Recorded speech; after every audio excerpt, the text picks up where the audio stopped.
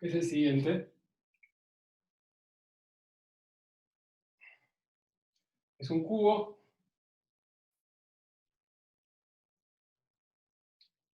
con todos sus lados a tierra, pero donde vamos a poner ahora una carguita Q. Y como les contaba recién, la idea es utilizar los métodos de separación de variables y lo que aprendimos recién precisamente a resolver la ecuación de Laplace. Entonces, para poder llevar esto al esquema que teníamos recién de recintos en coordenadas cartesianas, acotados, donde vamos a aplicar separación de variables para la ecuación de Laplace, vamos a hacer precisamente lo que leíamos hace un toque en la última parte del apunte, que es subdividir en regiones o en recintos, dejando todas las cargas que aparecen ahora adentro de este cubo en superficies que nos separen esas regiones. ¿Se ve bien, no es cierto? Sí, sí. Sí, perfecto. Bien, entonces, Una pregunta, ¿la carga está en una cara del cubo o está adentro? está adentro. Gracias. A ver, ustedes me van a decir si esa letra se ve. Lo que queremos es resolver o averiguar cuánto vale phi en el interior. Y ya que me preguntas, escribamos explícitamente la densidad de carga de lo que está dentro. Antes voy a definir acá el sistema de referencia, que va a ser el mismo que veníamos usando recién.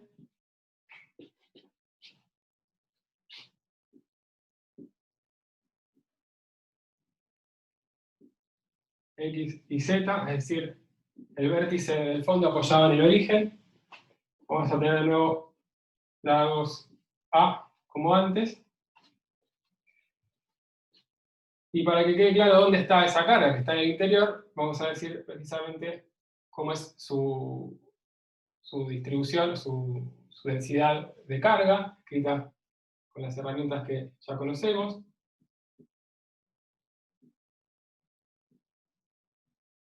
Vamos a decir que está en un punto x0, y0 y z0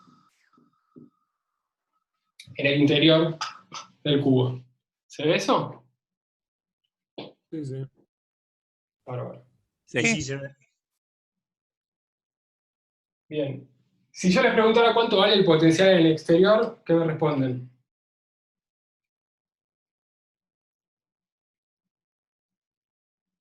El potencial de la carga Q. ¿Cuánto vale el potencial acá en el exterior?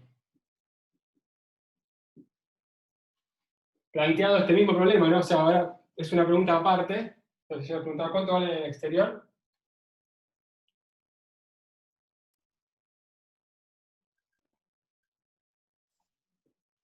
Cero. Ahí está respondiendo varios ceros. Y eso es porque tenemos todo este contorno a tierra, la potencial cero, y estamos asumiendo que en el borde de R3 del espacio tenemos un potencial igual a cero. Es decir, tenemos las condiciones de contorno, ahora en el espacio no acotado, de potencial igual a cero, en este otro contorno igual a cero, entonces la solución sería cero en el exterior. Bien. Pero lo que nos interesa es el potencial adentro, entonces apliquemos el método que describíamos recién. Tenemos que hacer algún corte, alguna subdivisión de la región del volumen del cubo interior, de forma tal de dejar esa carga en una superficie que nos divida la región y volver a tener un problema tipo Laplace.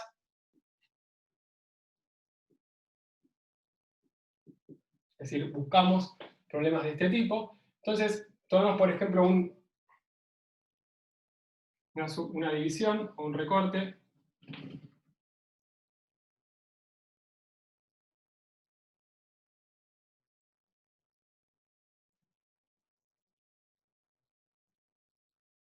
Profe, ¿puedo hacer una consulta? ¿Me Sí. escucha? Sí. Me perdí un poco. Pusiste una carga adentro. ¿Por qué decís que el potencial afuera es cero si hay una carga no hay potencial? El potencial afuera es cero porque para el problema de afuera tenés contornos a tierra. O sea, para el problema de afuera estamos hablando del potencial en una región que tiene todos sus contornos a tierra, pensando que el potencial en el infinito también está a tierra. Entonces tenemos un problema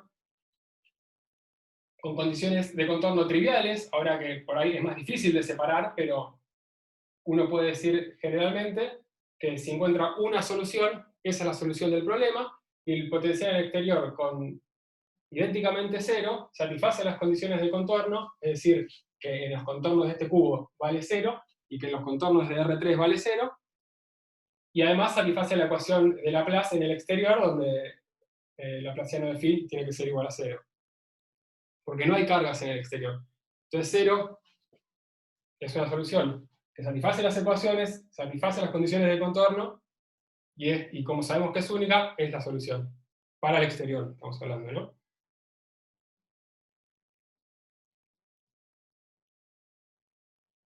Perdón, sí, entendí, pero tengo otra duda entonces. Yo podría tener igual una caja que tenga cada una de sus paredes a tierra y tener cargas en el exterior, ¿o no? Una densidad de carga afuera. Y igual si las paredes están a tierra, serían...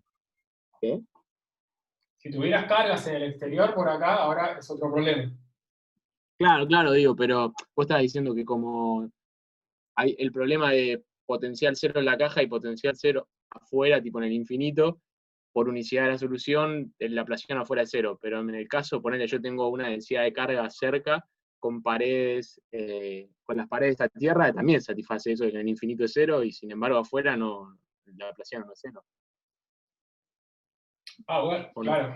Por supuesto, si tenés otra ecuación, ahora es otro problema. Si tenés esto afuera, o sea, distinto de 0, es otro problema.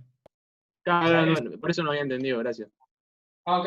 Bueno, el 0, phi igual a 0 afuera, si ρ es distinto de 0 afuera, ya no satisface la ecuación, o sea, no satisface Poisson.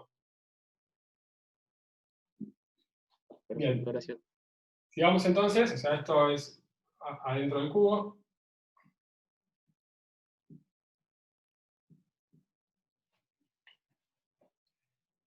Y estamos buscando que nos queden problemas tipo Laplace, por eso vamos a dividir el cubo recortando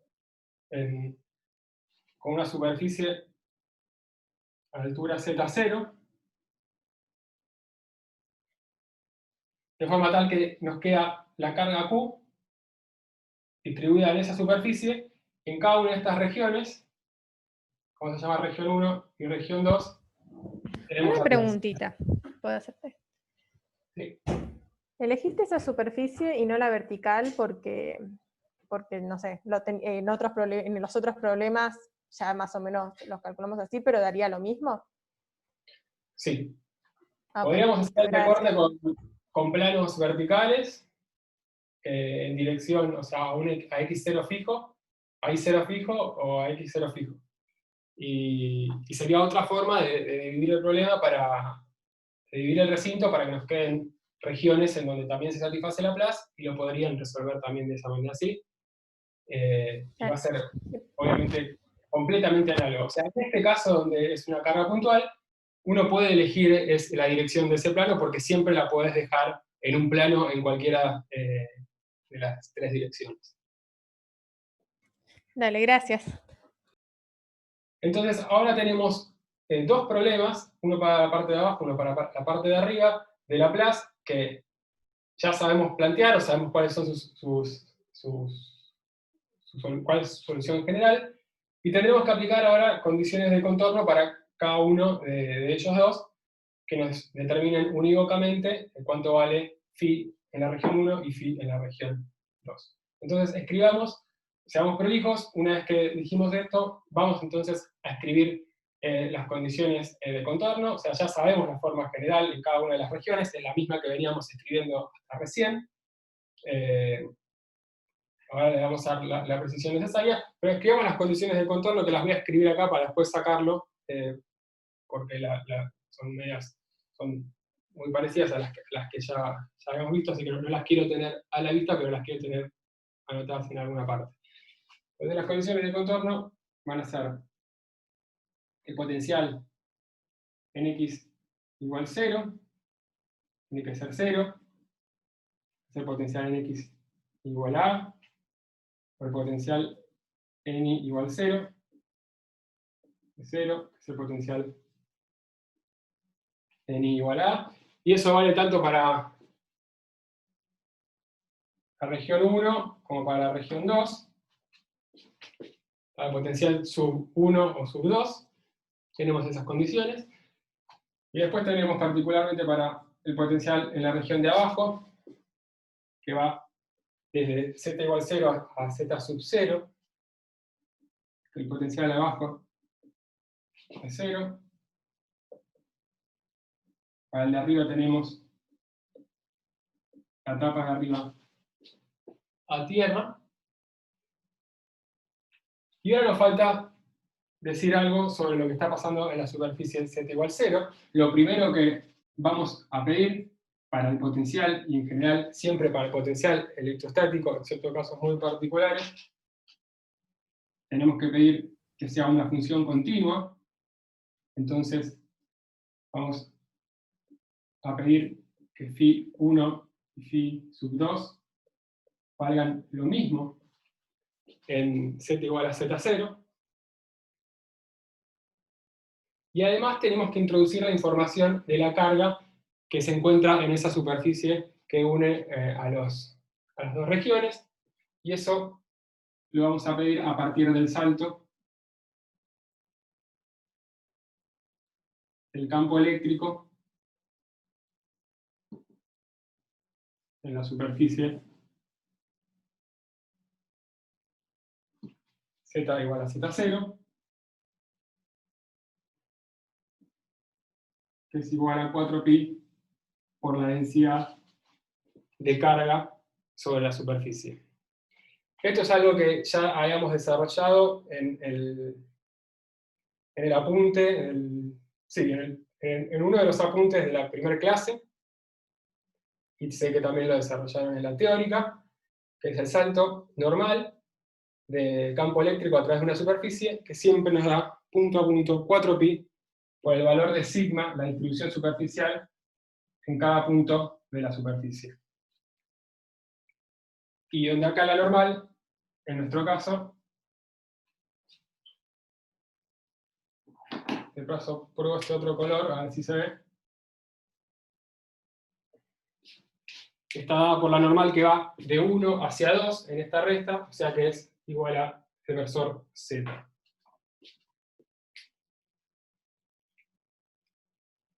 Entiendo que no hay consultas. ¿Están todos de acuerdo hasta acá? Así hay una consulta. El corte en la caja está en z, sí, eso ya lo habíamos dicho, ¿no? Sí, el corte Una no sé. pregunta. ¿La Sí. normal no sería menos z si va de 2 a 1? La normal, no. La normal, acordate que va... A ver, hagámoslo. Tomemos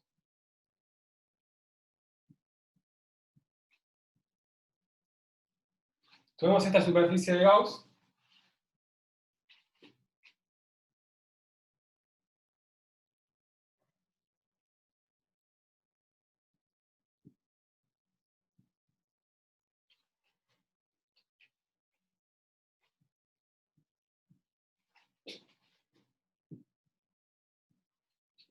Creo que fue una Dale. confusión, me parece que dijiste de 2 a 1, Emilio.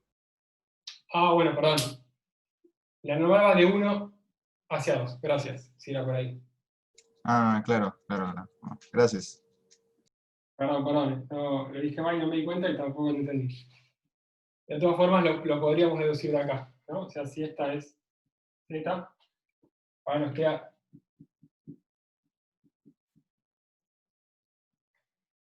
El campo que arriba, voy a hacer tender esto a 0, como hacemos siempre, por Z, por el campo acá abajo por la normal exterior, o sea que es menos E1 en Z. ¿Está bien? Por el área, se simplifica el área y queda eso que está ahí. Poner al A. ¿Cómo? No entendí.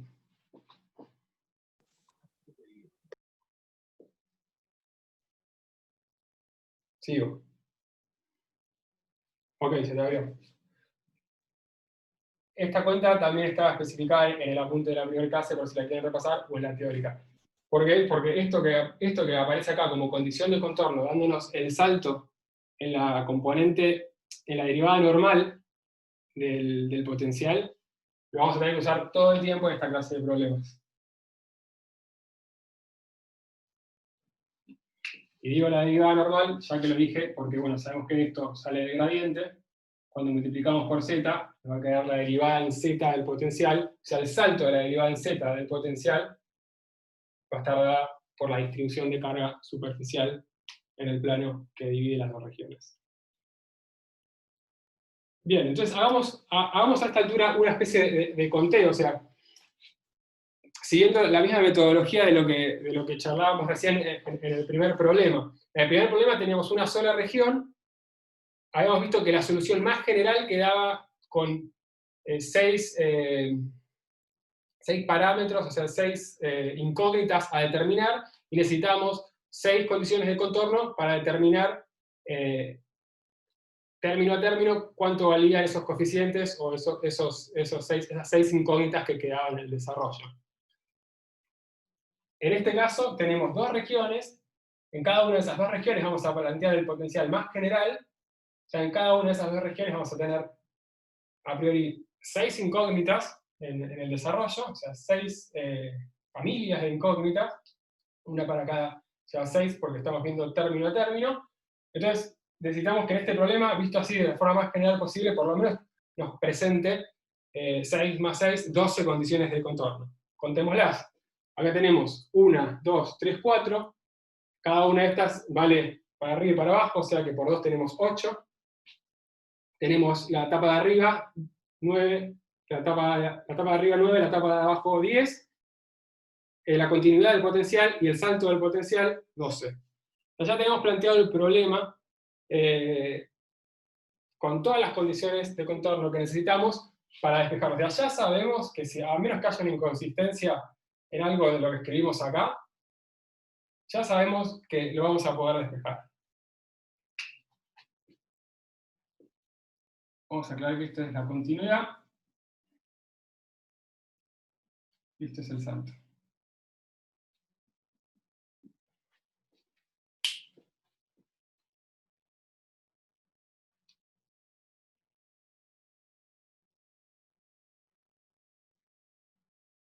Hay algunas preguntas y preguntan, o sea que la condición de contorno es de Neumann.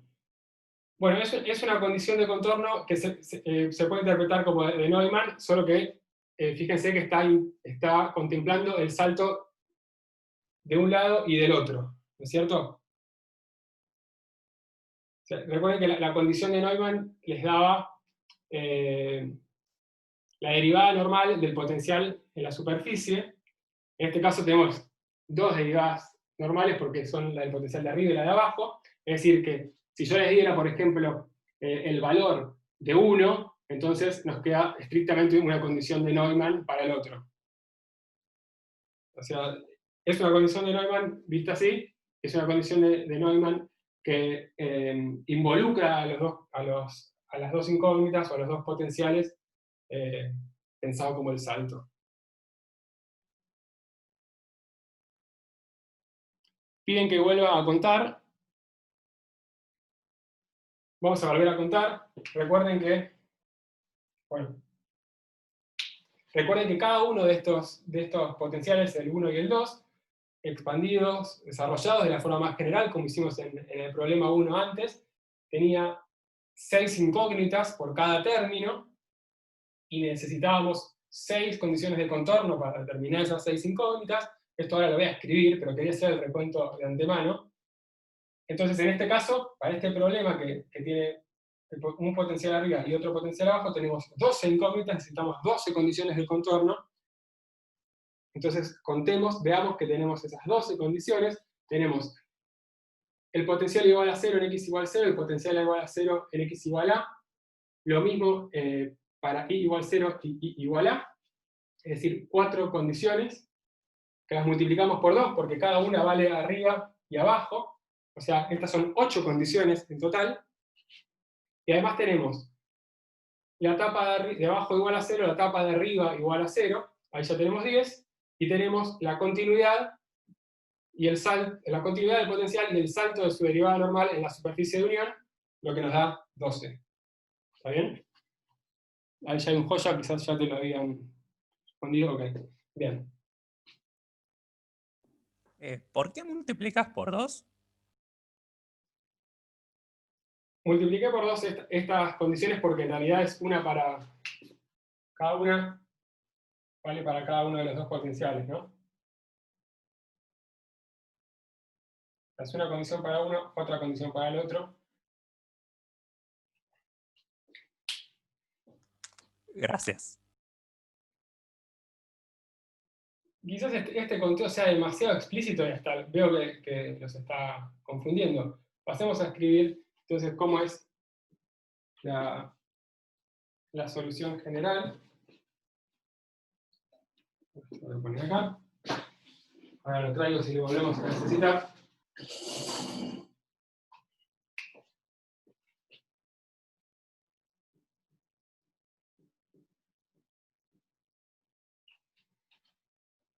Escribamos la solución general para el potencial de la región de abajo. En lugar de escribir toda la forma más general que puede tomar, como hicimos recién, en lugar de poner la combinación de senos y cosenos en X, la combinación de senos y cosenos en Y, como habíamos hecho recién, argumentando que se tiene que anular en las dos tapas, directamente voy a poner la forma que va a tomar a partir de la experiencia que teníamos del problema anterior. O sea, lo que sabemos del problema anterior, para reiterarlo un poco, es que tenemos que anular el potencial en 0 y en A, en X, y en 0, en A y en Y. Entonces, tenemos en esas dos direcciones planteado un problema de Sturm-Liouville, y podemos elegir base en esas dos direcciones. Entonces, a priori serían los senos y cosenos, viendo que tenemos un lado apoyado en x igual 0. Sabemos que solo sobreviven los senos, es decir, la base completa en el intervalo 0a es el seno. Entonces vamos a escribir la base en x, la base en y, y la función en z.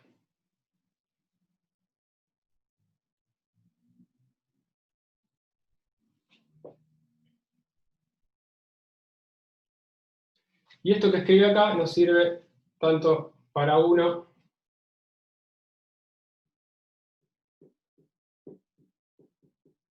como para 2.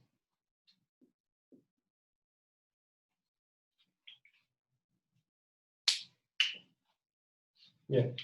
Y donde los coeficientes a determinar ahora quedaron acá, y estamos ya satisfaciendo automáticamente las condiciones de contorno en X y en Y. ¿Están de acuerdo hasta ahí? Perdón, y para decir que las estamos satisfaciendo, estamos diciendo que ya sabemos cuánto valen los números de onda.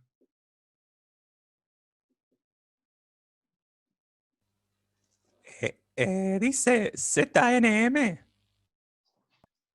ZNM. Está bien, gracias.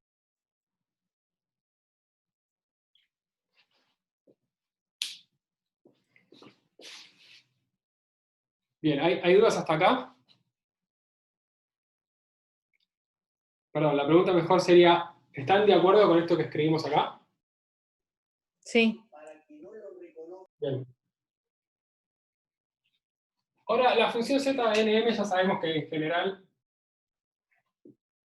vamos a escribir Z a secas,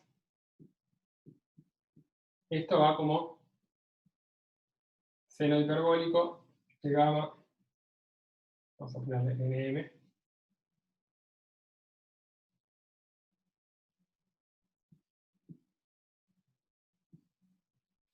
Y coseno hiperbólico de gamma NM, exponenciales reales.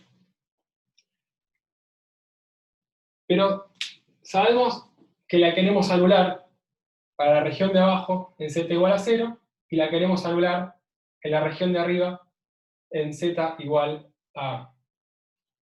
Entonces,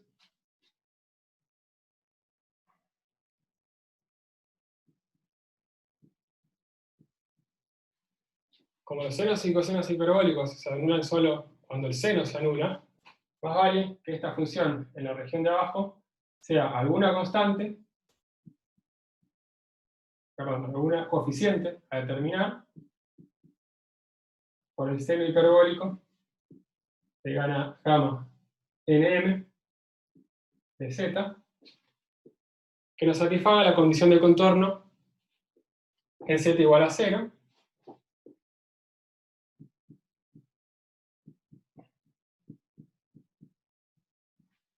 y aplicando el mismo razonamiento para la región de arriba,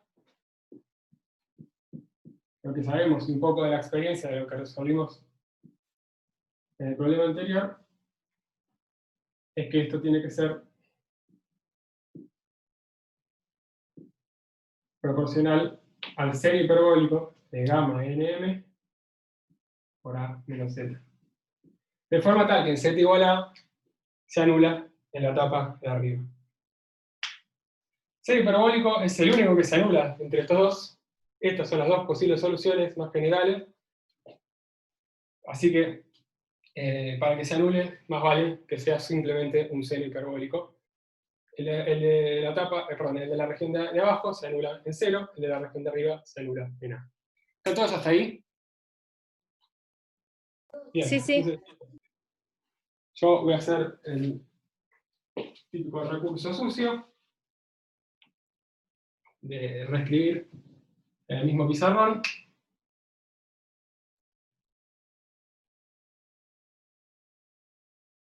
Para dejar eso escrito para mi comodidad de esta manera. Vamos a poner seno hiperbólico, gamma nm de z,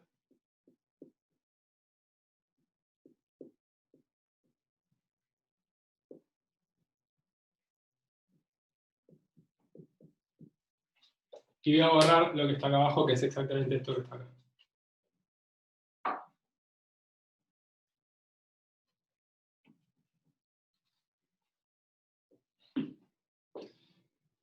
Bien. Perdón si voy muy lento, pero díganme si quieren que me apure. Satisficimos las 8 condiciones de contorno que están acá y estas dos.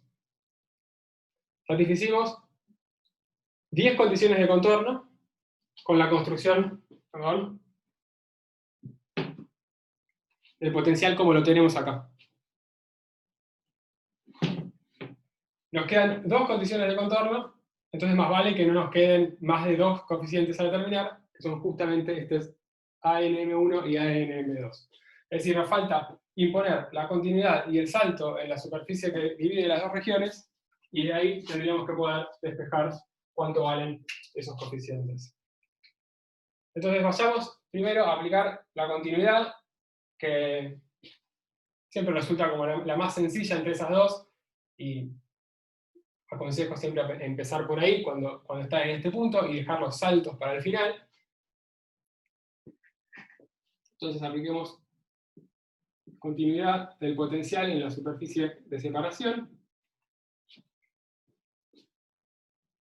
Está claro que esta es una condición que tienen que pedir siempre, a menos que haya alguna patología en esa superficie. Patologías pueden ser que el potencial diverja, pero de todas formas se puede pedir que sea continua, por ejemplo, en todos lados menos en un punto, cuando tienen, no sé, por ejemplo, una carga puntual, como es este caso, o que tengan una capa de dipolos. En esos casos muy particulares podría suceder que el potencial no sea continuo, pero si es continuo, en casi todos los puntos, en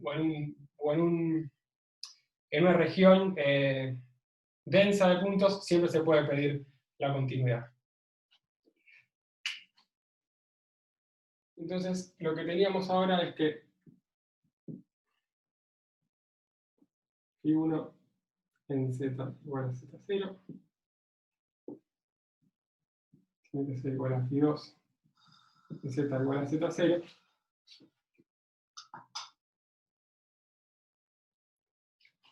Podemos mirar directamente acá arriba para que no lo vuelva a escribir y ver que para que se dé esta igualdad, como tenemos la base de senos y cosenos, perdón, la base de senos en x y en y, lo que necesitamos es igualar coeficiente a coeficiente. Entonces tenemos una relación directamente entre cada uno de los coeficientes de la suma. Es decir, esto que está acá tiene que ser igual a esto que está acá cuando lo evaluamos en z igual a z0.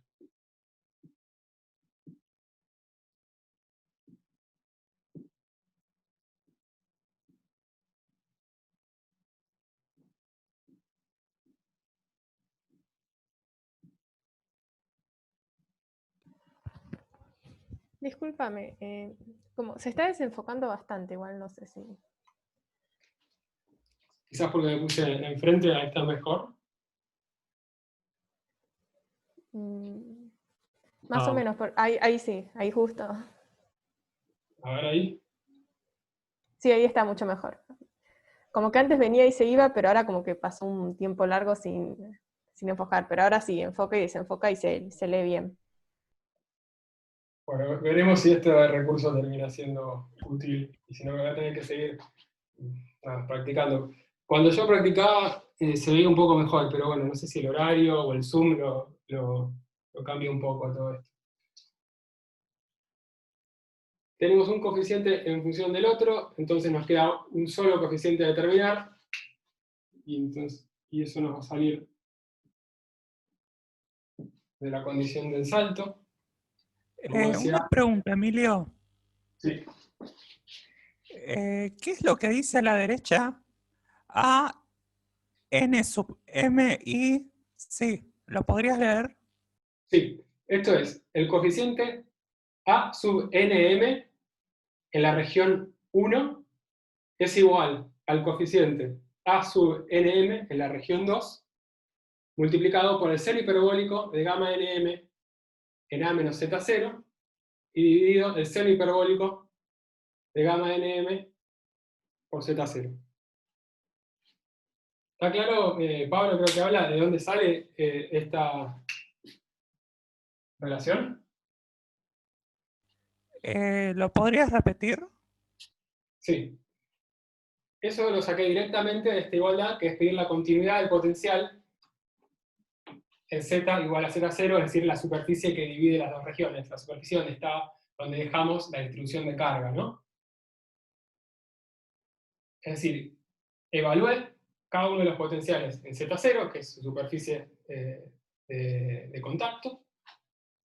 Para eso vine a la expresión de cada uno de esos dos potenciales, o sea, el de la región de abajo, el de la región de arriba, y evalué en z igual a z0, es decir, puse acá z igual a z0, acá z igual a z0, e igualé coeficiente a coeficiente. Evalué coeficiente a coeficiente porque lo que acompaña acá adelante, o sea, la función en x y en y, que queda cuando uno evalúa en z igual a z0, está dada por un desarrollo de senos que son elementos de una base. Entonces, lo que se tiene que igualar es coeficiente a coeficiente. Dicho de otra manera, si uno ortogonalizara en esta igualdad, es decir, si uno multiplicara por los senos de kn' en x y senos de km' en y, lo que obtendría es, bueno, que se van todos los senos y cosenos, quedan deltas, y queda directamente la igualdad entre los coeficientes. ¿Estás de acuerdo, Pablo? Vamos a usar esa técnica de ortogonalizar de nuevo ahora cuando hagamos el salto, pero bueno, es cierto que la pasé un poco rápidamente cuando hice este despeje. Decime, Pablo, si estás de acuerdo. Sí, sí, gracias. Ok. Si hay alguna consulta, si no leo... no hay nada. Bueno, falta una sola condición para nuestro problema, que es la que nos va a determinar cuánto vale este último coeficiente que quedó libre, o esa última familia de coeficientes que ha quedado libre, sale del salto que teníamos escrito acá. Lo que vamos a tener que hacer es escribir esto en términos del potencial. Fíjense que lo que hice acá es el gradiente del potencial 2 multiplicado por la normal, perdón, z versor. Eso lo que le selecciona es directamente o únicamente la derivada respecto de z, el potencial 2, con un menos, porque el campo es menos el gradiente del potencial, perdón si lo estaba diciendo mal.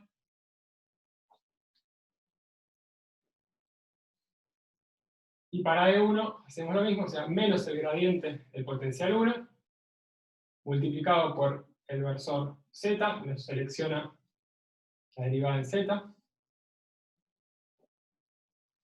Todo esto evaluado en Z0 tiene que ser igual a 4pi por la distribución superficial de carga que tenemos en Z0.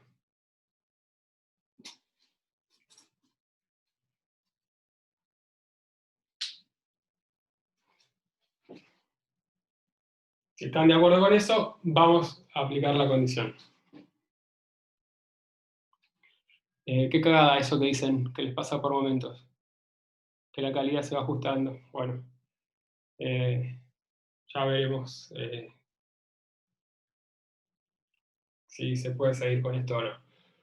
También podría cambiar el internet o hacer algo de eso, pero bueno, veremos. Interrúmpame si no se ve. O también puedo ir un poco lento para que vaya acomodando la imagen estática. Trato de no superponerme en el camino. Bueno, sigo. Entonces, si están de acuerdo con cómo escribir esta última condición, vamos a implementarla. Tenemos que tomar menos la derivada respecto de z del potencial 2.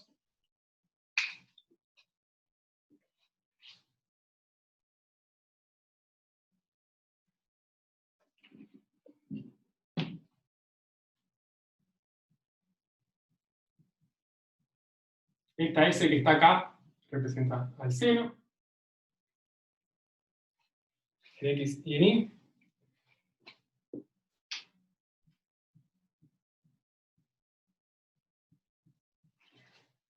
Este es el coeficiente del potencial 2. Tenemos que derivar ahora la función en z respecto de z. La derivada del seno hiperbólico es un coseno hiperbólico.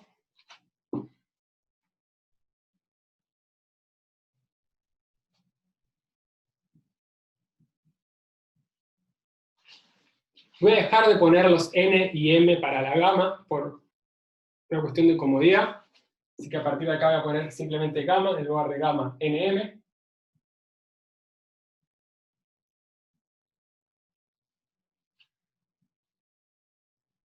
Y la derivada del argumento nos saca un menos gamma. Pongo el gamma ahí, y el menos no lo pongo porque teníamos un menos de acá adelante. O sea, cancelé esos dos menos y evalué en Z0. Bien, ahora pongamos menos la derivada respecto de Z del potencial 1. Entonces tenemos que sumar la derivada respecto de Z del potencial de la región 1 evaluado en Z0. Aparecen nuevamente el seno y el seno en X y en Y. Va a aparecer un gamma porque cuando derivamos este gamma va a salir para afuera. A1 lo tenemos escrito en función de A2, así que está bien que eso quede por ahí afuera. Entonces ahora empiezo a escribir. Voy a escribir la derivada de esto, que es un coseno hiperbólico. Evaluado en Z0. Y ahora tengo que escribir esto que está acá.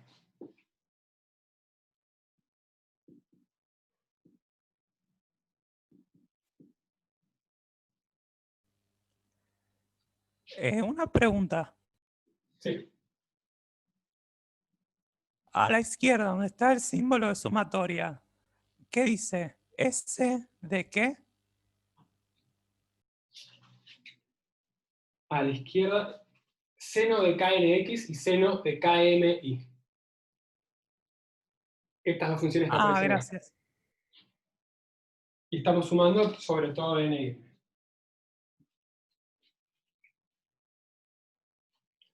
Sobre todo NY siempre en los naturales.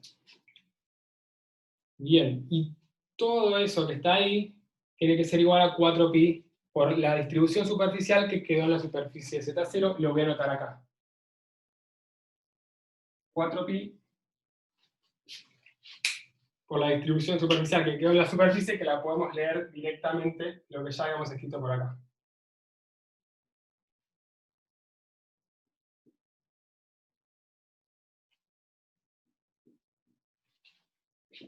¿Están de acuerdo que Q por la delta de x menos x0 por la delta de y menos y0, donde x0 es la posición en el plano x, y de la carga Q, es la distribución superficial sigma que necesitamos usar de acá? Díganme sí o no. Sí, sí. ¿Hay gente de acuerdo? Si hay alguien que no está de acuerdo, lo puede decir ahora.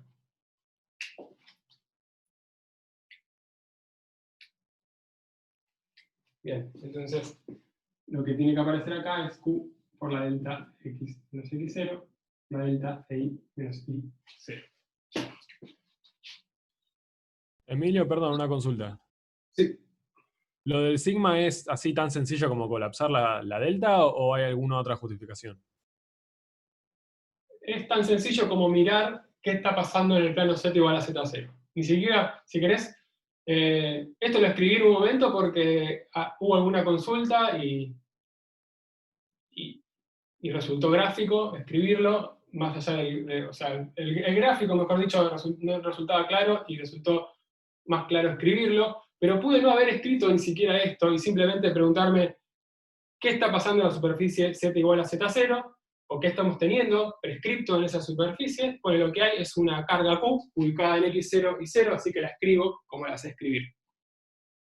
El problema, por ejemplo, no daba explícitamente esto, simplemente decía, acá hay una carga Q.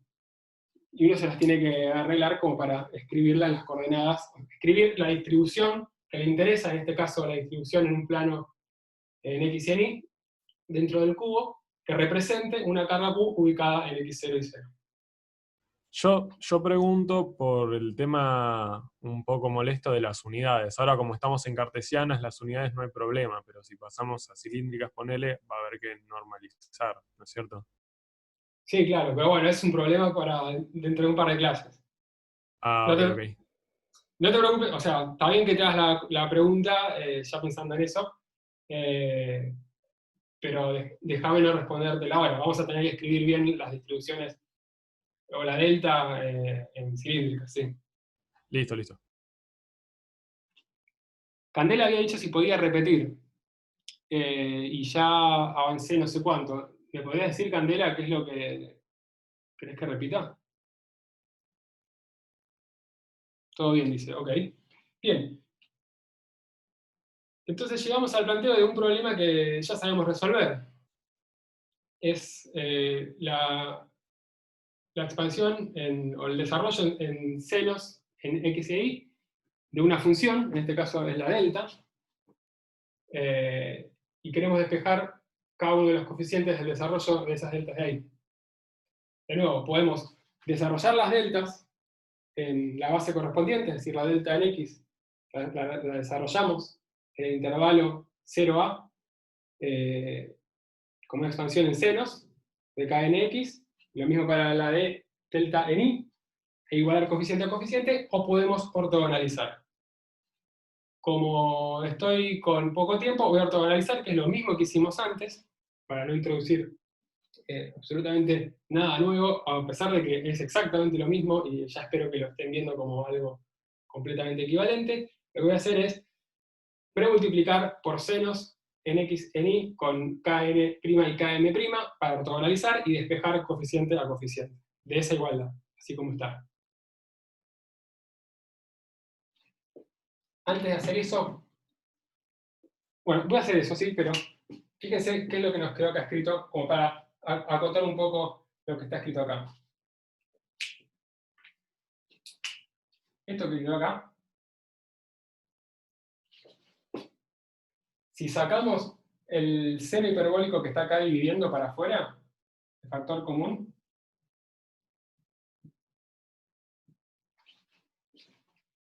lo que nos quedó es seno hiperbólico de gamma z0 por el coseno hiperbólico de lo que está entre corchetes, más coseno hiperbólico de gamma z0 por el seno hiperbólico de lo que está entre corchetes. Eso es el seno hiperbólico de la suma de los argumentos. Es decir, de A menos Z, 0 más gamma por Z0.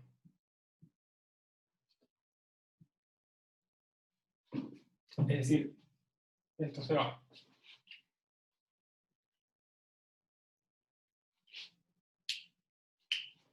Taché y taché. Es decir, todo eso que estaba entre llaves quedó como seno hiperbólico de gamma por A sobre seno hiperbólico de gamma sobre Z0.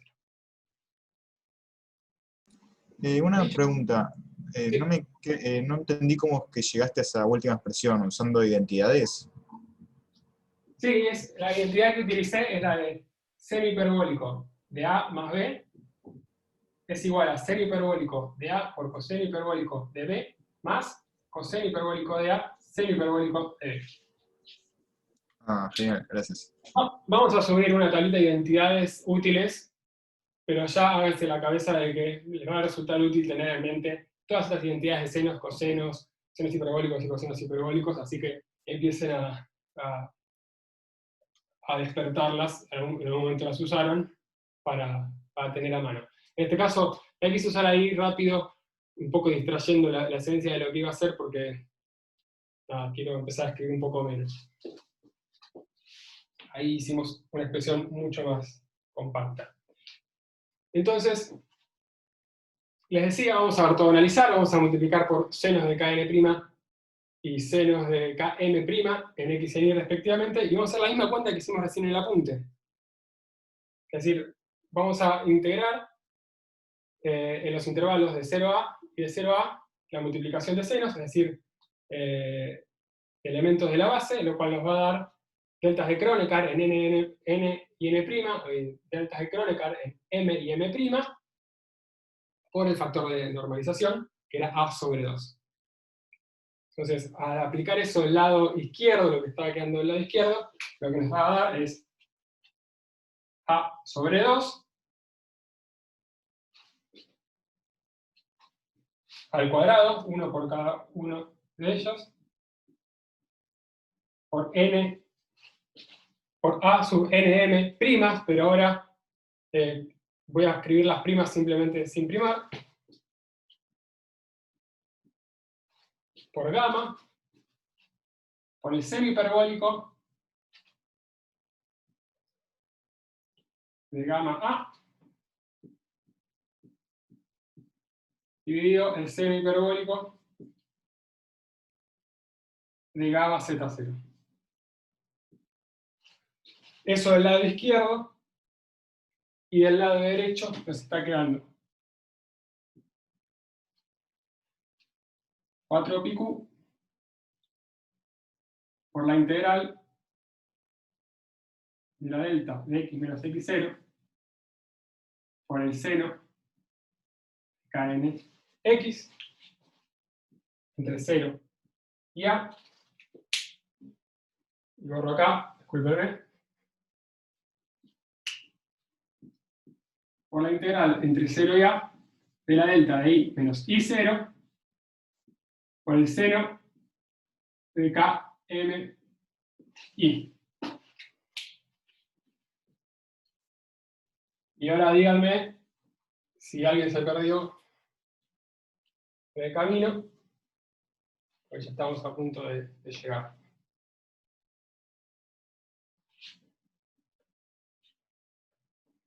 Yo tenía una pregunta.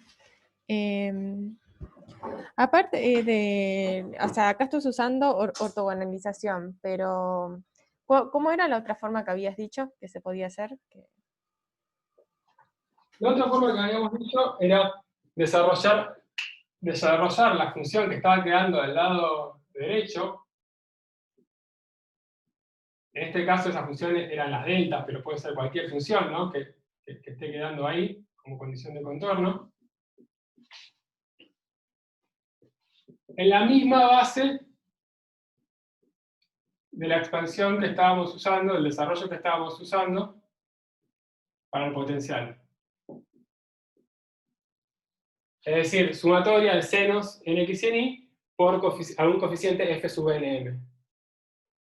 Esos coeficientes sub nm los conseguís justamente aplicando ortogonalidad, que es lo que estamos haciendo. Es decir, si vos acá multiplicás por seno de kn' en x e integrás de 0 hasta a, y lo haces lo mismo para y, lo que vas a hacer es despejar cuánto valen estos coeficientes f de n. ¿No? Ortogonalizando a ambos miembros de la igualdad, vas a poder despejar cuánto vale cada coeficiente f de n. Que es exactamente lo mismo que está acá, por eso digo que es lo mismo. Fíjense que en la teórica lo plantearon así. Gracias. Willy, perdón, ¿podrías releer lo que está a la derecha, que no se llega a leer, o yo no lo llego a leer? ¿Esto que está acá? Abajo de todo, el último término, o sea, 4pi, q y el resto. La integral entre 0 y a de seno de knx por la delta de x menos x0, y acá dice la integral entre 0 y a de seno de kmi por la delta de y menos y0. Sí, perdón, estoy viendo que está bastante ilegible.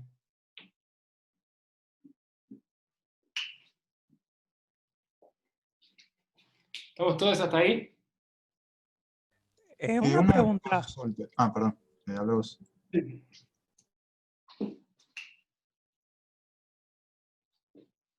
El que quiera. Sí, ¿en dónde está el... donde escribiste en rojo?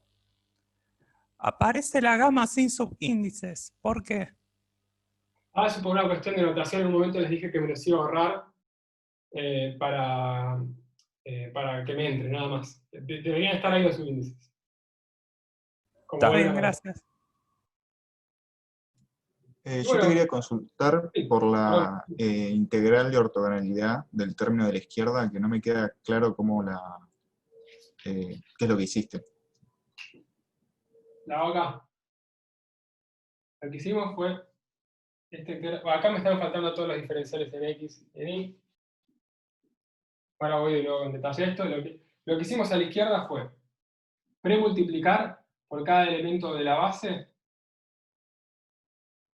con autovalor o con índice primado. Es decir, por ejemplo, en lo que a x nos importa, en lo que respecta a x, lo que nos estaba quedando era una integral en x, el seno de kn' de x por el seno de kn en x, entre 0 y a. Algo análogo iba a aparecer, o sea, algo análogo está apareciendo para la parte en y, pero hagamos solamente esto, y eso lo que nos da es la delta de n' por a sobre 2. Es decir, nos da 0 si el número de ondas es diferente, y nos da 1 por a sobre 2 si son iguales. Eso lo aplicamos para la parte del término, el factor, perdón, de la función en x, y para el factor en y. Por eso nos apareció un a sobre 2 al cuadrado. Y estas deltas de Kronecker lo que nos hacen es colapsar toda la sumatoria a un solo índice, el AN'M'. El lado derecho también queda todo primado, y lo que hice en el renglón de acá es simplemente renombrar todo lo primado como sin primar, que es lo mismo que habíamos hecho en el apunte que seguimos en la primera parte de la clase. O sea, acá debería aparecer todo primado, pero una vez que está todo primado es lo mismo que lo desprimemos, ¿no? Joya, joya, listo. Seguimos. Si hay alguna duda más, hablen.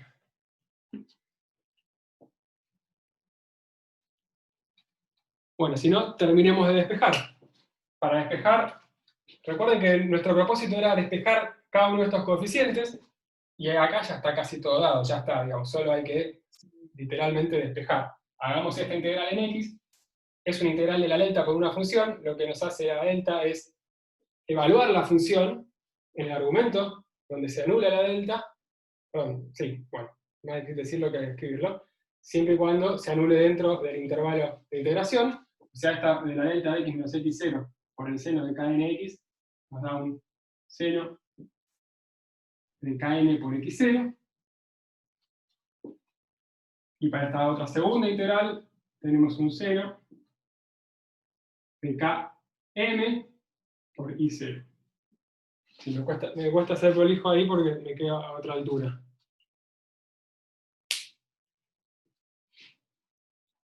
Entonces, ya podemos explícitamente escribir cada uno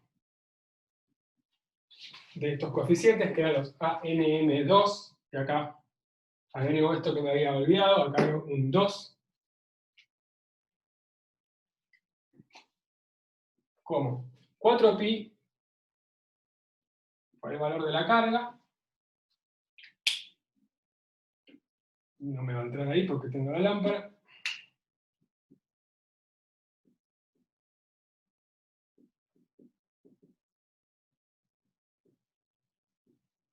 por el seno de kn x0, el seno de km i0, por 2 sobre a al cuadrado, dividido gamma,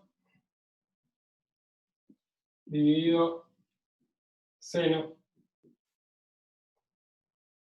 de gamma nma, multiplicado seno hiperbólico, perdón, de gamma nm z0.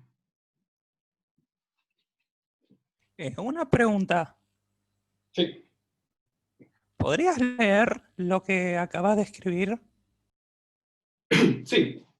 ¿Que no se ve bien? Yo no lo veo bien. Bien. No, te pregunto para ir entendiendo qué tan conflictivo es esta cuestión. Se ve medio borroso, no se ve nítido. Ah, yo lo veo Sí, yo bárbaro, tampoco entonces veo nada. es una Es la cuestión de, calidad. sí, de la transmisión. Bueno. Acá dice 4pi q, que es lo que teníamos acá, por seno de knx0 por seno de km i0, era todo lo que había quedado del lado derecho, por 2 sobre a al cuadrado, que viene de este factor que había quedado de la ortogonalización del lado izquierdo, multiplicado por seno hiperbólico de gamma nm z0, dividido gamma nm, y también dividido seno hiperbólico de gamma nm por a. Todo un despeje a partir de lo que había quedado del lado izquierdo, lo último.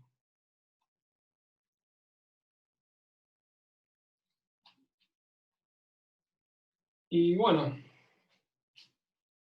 terminamos este problema, y no va a haber tiempo para mucho más, pero déjenme decir una cosita más.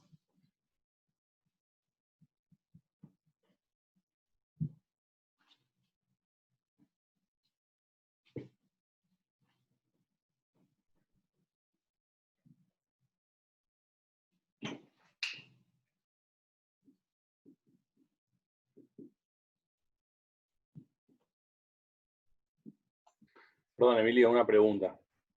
Sí, O sea, ese coeficiente que calculamos es el ANM2, y el 1 sería reemplazar simplemente en una de las ecuaciones que quedó por... Ah, esa que quedó ahí. Ok, está bien, gracias. si pensamos en el potencial de la región de arriba, la región 2, nos quedó 0 de knx por seno de knx0, seno de kmi por seno de km y 0,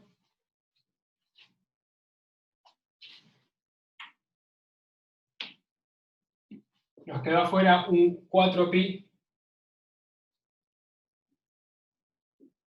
q por 2 sobre a al cuadrado.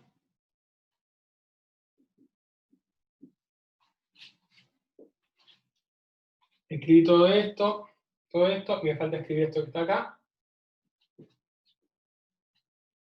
que es, vamos a poner gamma nm,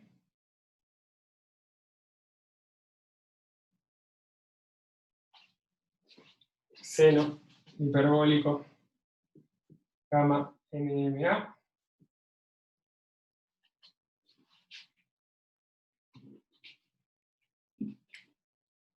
por seno hiperbólico de gamma nm z0, y la función que dependía de z, que ustedes la tienen escrita en la versión anterior del potencial, que para la región de arriba era seno hiperbólico de gamma nm a menos z.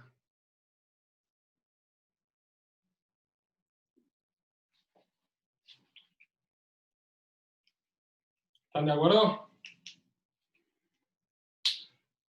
Pues solamente reemplazar en la versión anterior. Y fíjense que esto sería lo que nos quedó para la región 2. Y si escribiéramos esto mismo para la región 1, como el coeficiente era proporcional al de la región 2, nos va a quedar todo esto igual, hasta acá. Fíjense que va a aparecer dividiendo un seno hiperbólico de de gamma nm por z0, es decir que esto de acá se va a ir. Y aparece multiplicando seno hiperbólico con el argumento de a menos z0, es decir que esto de acá va a aparecer evaluado en z0. Y además, para la función de abajo, el potencial de abajo, teníamos el seno hiperbólico de gamma nmz.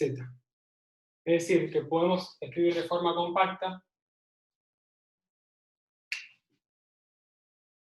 el potencial para cualquiera de las dos regiones de esta manera. Donde lo que puse acá es z menor y lo que puse acá es z mayor. Donde entendemos que z menor es igual al mínimo entre z y z0, y z mayor es igual al máximo entre z y z0. Lo que hice acá fue renombrar las cosas como para que quede todo escrito en un renglón.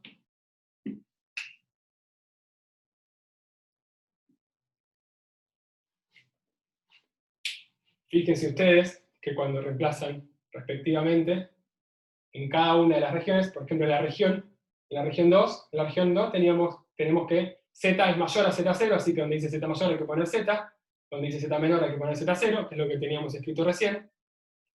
En la región 1, z menor es z, porque z es menor a z0, y z mayor es z0.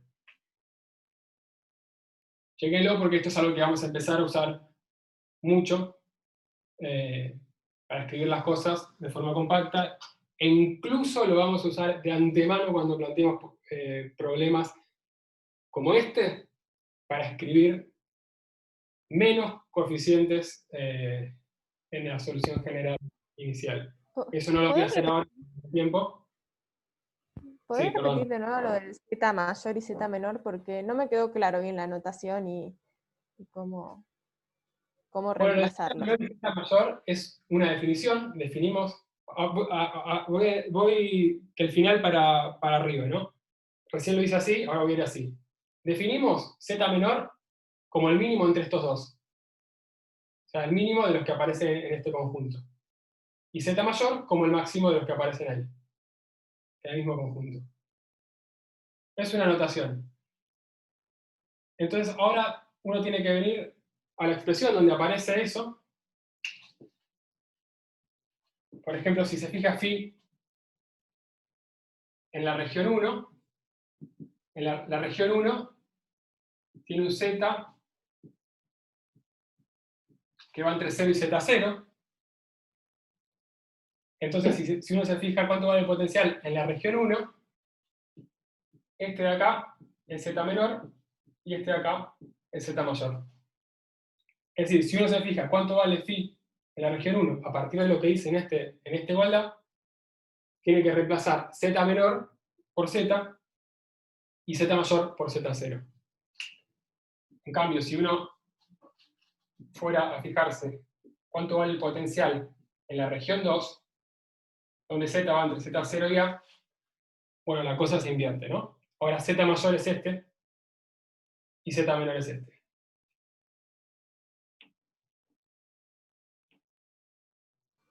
Gracias. ¿Bien? Sí, sí.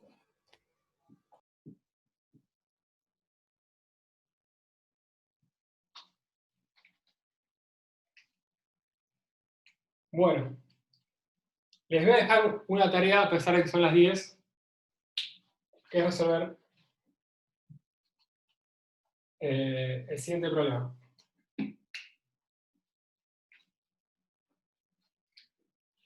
Bueno, vuelvo un segundo antes. Fíjense que esto satisface las condiciones de contorno. Punto. Chequenlo ustedes, no lo voy a hacer verbalmente ahora porque no hay tiempo. Les voy a dejar para que resuelvan el siguiente problema, que es el problema 3. Esto es lo que tendrían que hacer o encarar el fin de semana. El problema 3 es el mismo cubo de recién, a tierra, con la carga Q, y además un plano con densidad sigma uniforme por ahí. Apliquen los mismos métodos de recién para resolver este problema. Lo pueden hacer de dos maneras. Uno es hacer superposición de estos dos problemas.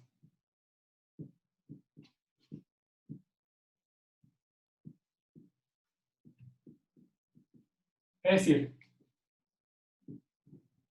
la suma del problema de recién, un cubo con todas las tapas a tierra y la carga Q en ese mismo lugar, y otro problema del cubo con todas las tapas a tierra y la distribución sigma uniforme en el mismo lugar que el original. Es decir, superponer dos problemas, uno que ya resolvimos y otro muy parecido al que ya resolvimos. Donde en lugar de tener que despejar el último coeficiente con la distribución superficial de esta carga Q, bueno, van a tener que poner simplemente una constante, haciendo la misma cuenta que hicimos en el problema 1, porque acá aparece una constante, o una cuenta muy parecida en cuanto al despeje, ¿no? Está claro que esto en última instancia les va a salir de la condición del salto del potencial. Y otra manera de resolverlo, y también se los pido que lo intenten al menos una vez,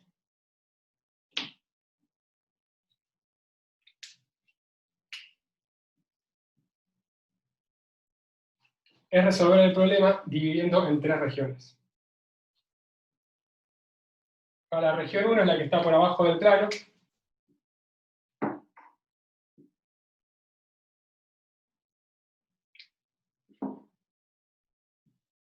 La región 2 en el medio y la región 3 ahí arriba.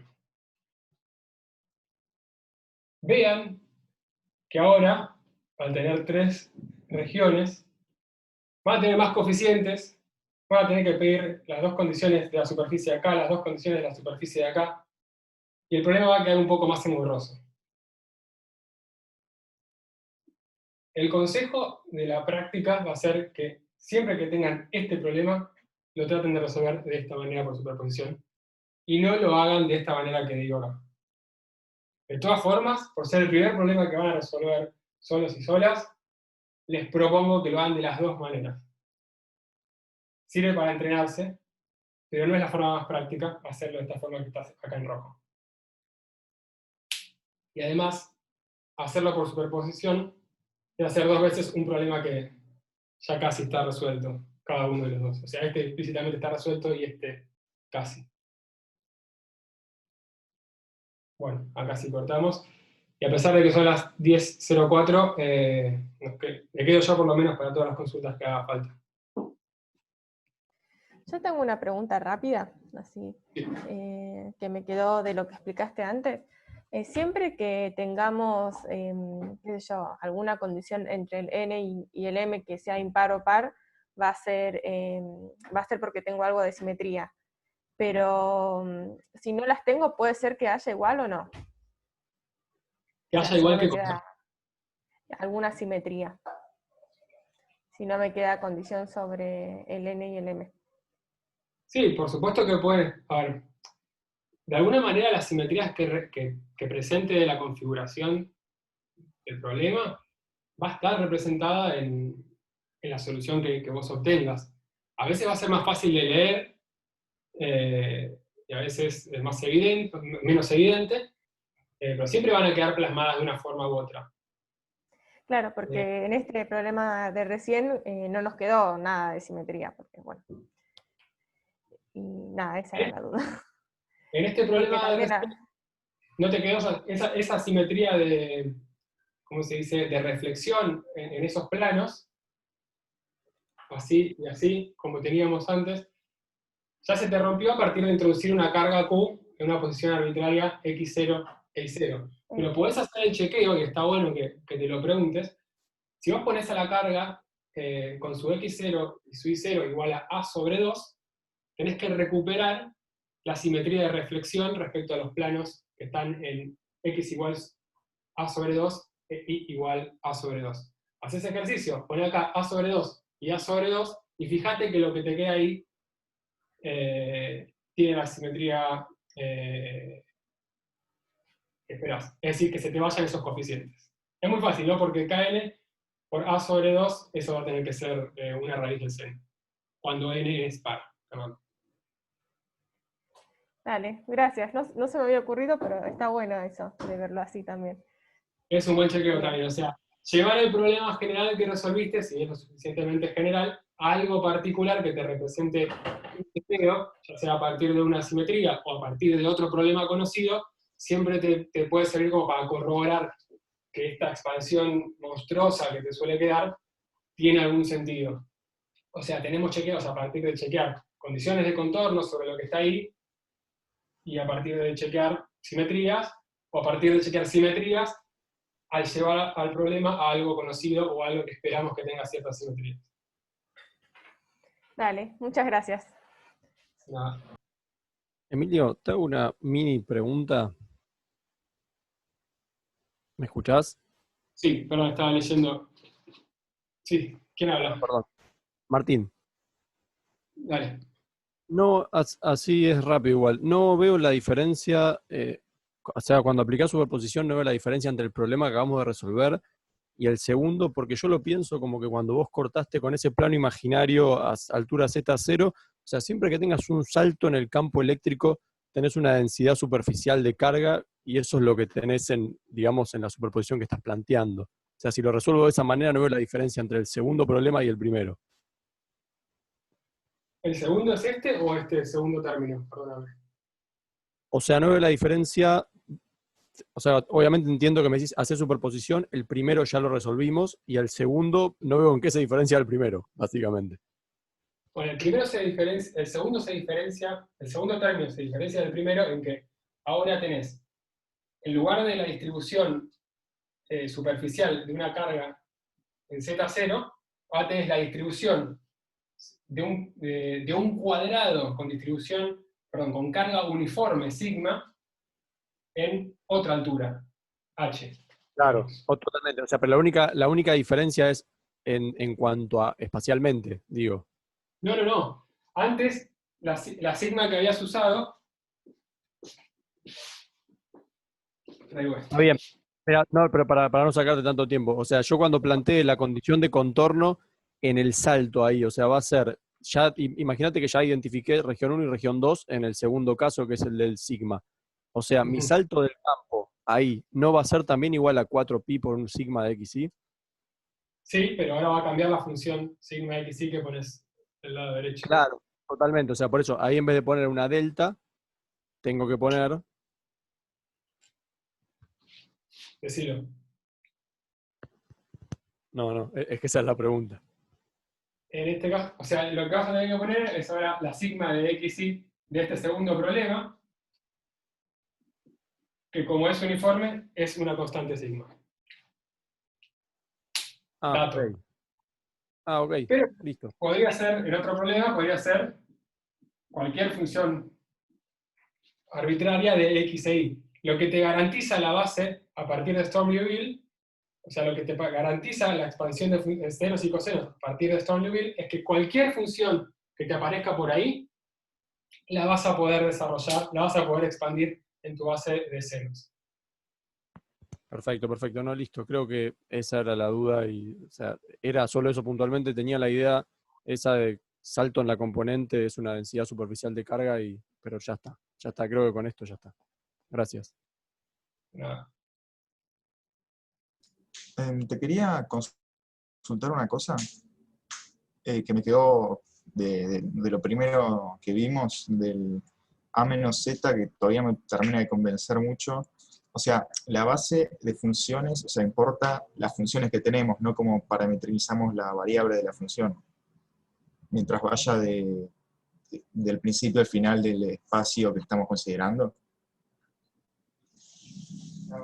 No sé si entiendo la pregunta. ¿Me la podrías repetir? Claro que todavía, porque nosotros estamos manejando senos y cosenos, que bueno, van X y Z. Y acá usamos A menos Z por conveniencia. Y nada, o sea, me resulta un poco raro, pero o sea, eso, va, que me resulta un poco raro poder definirlo así sin que cambie ninguna función de la base. Usamos A menos Z en la parte en Z, que tenía como solución general, voy a sacar las N y M para hacer un poquito más. Esto que está acá, ¿no? A ver, entiendo la pregunta, pero todavía no puedo enfocar bien en quizás cuál es tu duda. Entonces, arranco por acá. La función general que te queda en Z es esta que está acá, término a término, ¿no? Son senos y cosenos, suma de senos y cosenos hiperbólicos o exponenciales reales, ¿no? ¿Se ve ahí?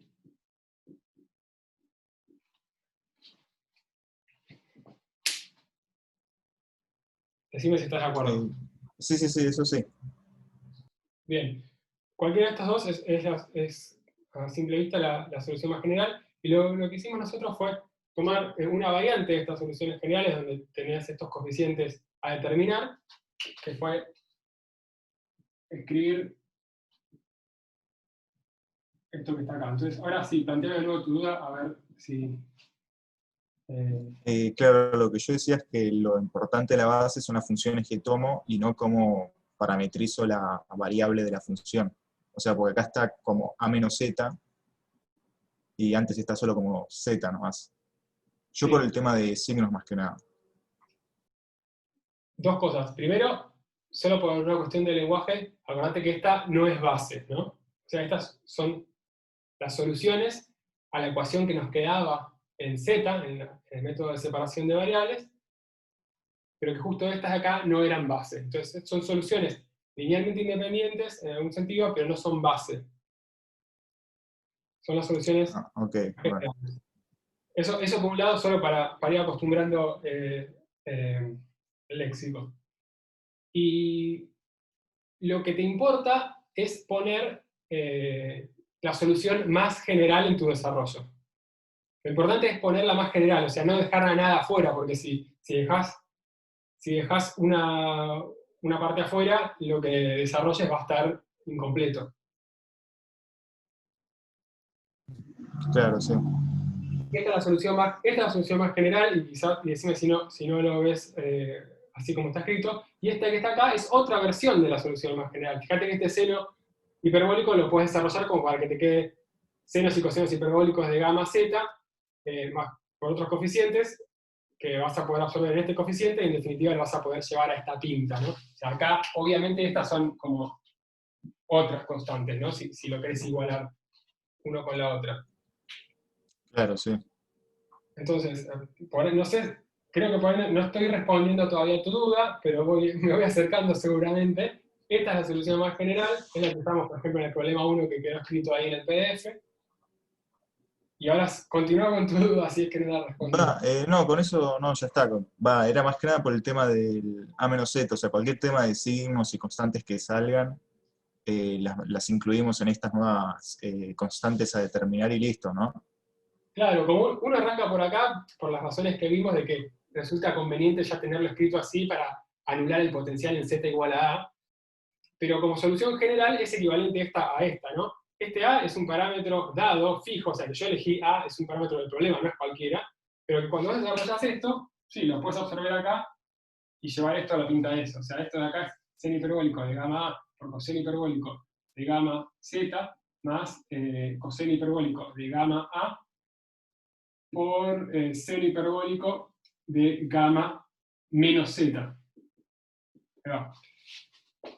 Fíjate que ahora esto multiplicado por A', te queda acompañando el coseno hiperbólico de gamma Z, que es lo mismo que te aparece acá, es decir que B es igual a B'' más A'' por esto.